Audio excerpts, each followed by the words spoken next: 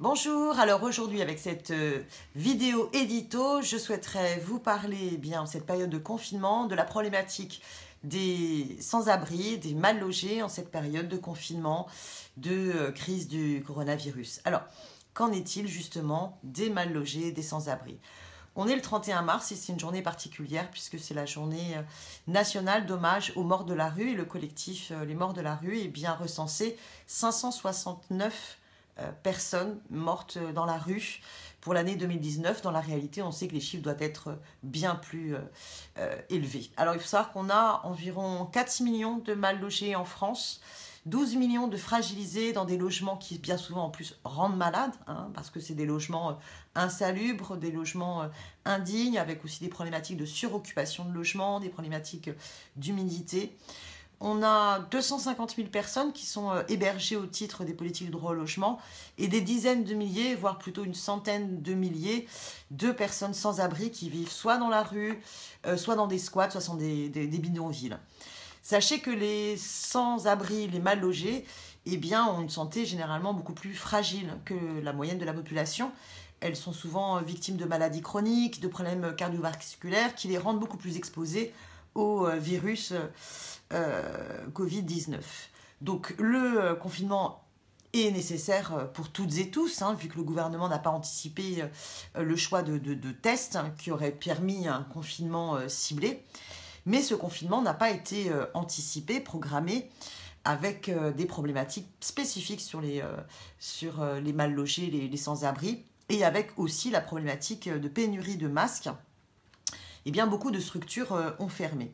Alors, l'hébergement d'urgence est par ailleurs structurellement sous-dimensionné. L'État a néanmoins mobilisé 4200 places supplémentaires à l'hôtel. Les collectivités ont mobilisé et réquisitionné un certain nombre de lieux, mais selon les associations, c'est encore extrêmement insuffisant. On a aussi des problématiques particulières liées aux exilés. Le campement, par exemple, d'Aubervilliers en région Île-de-France, dans le 93, c'est 700 personnes qui ont été évacuées pour des gymnases, à raison d'environ 80 personnes par gymnase. On a aussi des centres d'hébergement qui sont, entre guillemets, à l'ancienne, avec parfois 400 personnes dans un dortoir. On est face à des problématiques de cluster potentiel, c'est-à-dire, comme les personnes ne sont pas testées à l'entrée de ces structures collectives, il suffit qu'il y ait une personne qui ait le coronavirus et vous vous retrouvez avec une contamination diffusée parmi l'ensemble des personnes qui se retrouvent dans ces centres. On a aussi des problématiques particulières liées aux mineurs isolés. Il y a eu des fermetures dans différents départements des dispositifs d'évaluation des mineurs isolés. Et donc, du coup, les jeunes non accompagnés se retrouvent à la rue. Par exemple, sur Paris, c'est environ 300 jeunes selon les associations. Alors, selon le discours officiel, au 115, pour la première fois, il n'y a plus de demande non pourvue. Mais la réalité est bien plus problématique que cela. Dans les faits, comme il y a beaucoup moins de personnel, le 115 est injoignable. Et donc, on a aussi des grosses difficultés pour orienter les personnes vers les places qui sont ouvertes. On a une autre problématique qui est celle de l'aide alimentaire. Parce que quand vous avez 50 000 personnes dans les hôtels sociaux, elles ne peuvent pas se nourrir dans ces hôtels-là. Alors pareil, collectivités, État, associations se mobilisent pour livrer des repas, des paniers repas, des tickets services, mais c'est encore très insuffisant. Et il faut savoir que les personnes sans abri, quand elles se retrouvent en situation que nous connaissons aujourd'hui de confinement, quand les restaurants sont fermés, il y a beaucoup moins de dons de nourriture.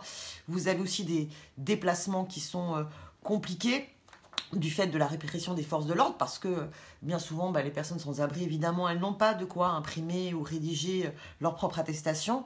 Elles ont aussi des difficultés dans les transports en commun pour se déplacer, et faire la manche dans la rue en ce moment est très compliqué, vu qu'il y a beaucoup moins de personnes dans la rue. Donc il y a vraiment des problématiques particulières.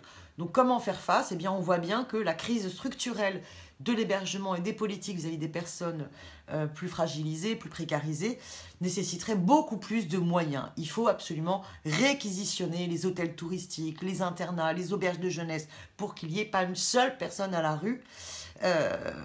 C'est possible, moi j'avais évalué par exemple dans la campagne municipale parisienne que ceux qui défendent par exemple l'instauration d'une police municipale à coût de 60 millions d'euros, ça permettrait de financer 4 700 places d'hébergement avec un vrai accompagnement social. Bon.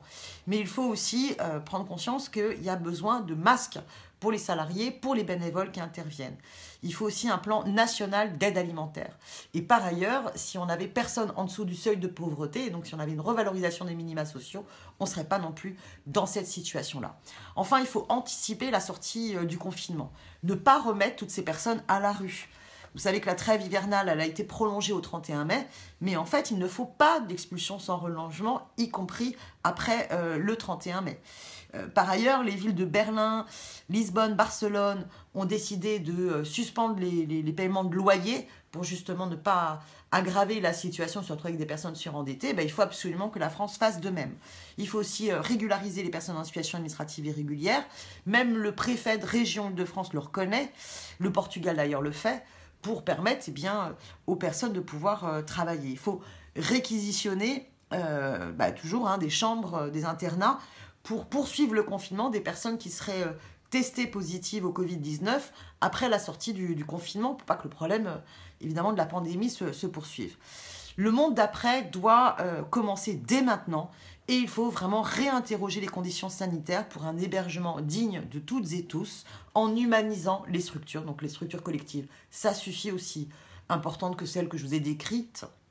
Et il faut aussi mettre en place une véritable politique du logement d'abord. Quand on est à la rue, on doit pouvoir tout de suite rentrer dans un logement sans passer par 36 000 sas d'hébergement d'urgence les plus précaires.